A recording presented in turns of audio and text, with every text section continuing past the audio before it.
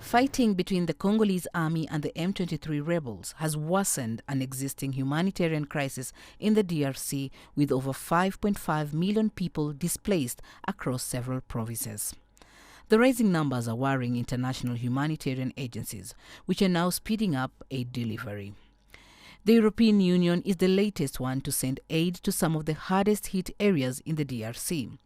Last week, the EU promised to send aid worth over $50 million to North Kivu.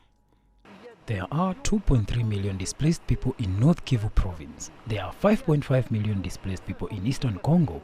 We cannot remain indifferent. We must show our full solidarity with what is happening here. That is the meaning of this airlift. This is the first plane. There is another one that will arrive next week. What is happening in Eastern DRC is unacceptable. What is going in Eastern Congo must not be forgotten. That's why we're here. That's the reason for this humanitarian airlift. That is why we invest in diplomacy and political support for this humanitarian bridge. While efforts have been made to protect and assist those displaced close to the city of Goma, the UNHCR remains deeply concerned about restricted humanitarian access to displaced populations in other parts of North Kivu.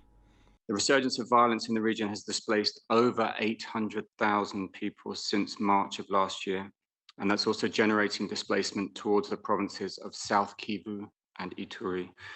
The needs of the vulnerable displaced populations are multiplying as already dire conditions deteriorate and resources in overcrowded locations buckle under the strain of arrivals.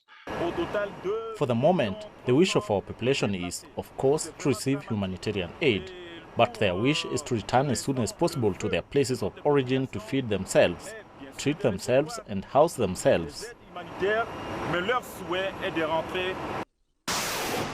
The DRC government declared a state of siege in North Kivu and neighboring Ituri in 2021 in an attempt to stem violence.